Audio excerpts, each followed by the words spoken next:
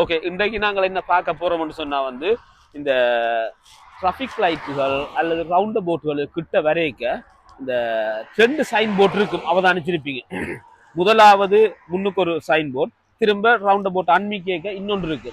இந்த முதலாவதுல முன்னுக்கு கொஞ்சம் தூரத்துல உள்ளது, முதலாவது நாங்க சந்திக்கிற சைன் போர்ட்ல வந்து எப்படி போடுறது வந்து தூரத்து இடங்களை பற்றி போடுவாங்க. இப்ப வந்து ஸ்ட்ரைட்டா போனா வூல்டன், ஓகே, ரைட்ல போனா விட்னஸ், ஓகே, லெஃப்ட்ல போனா சவுத் போர்ட். இது வந்து தூரத்திடங்கள்.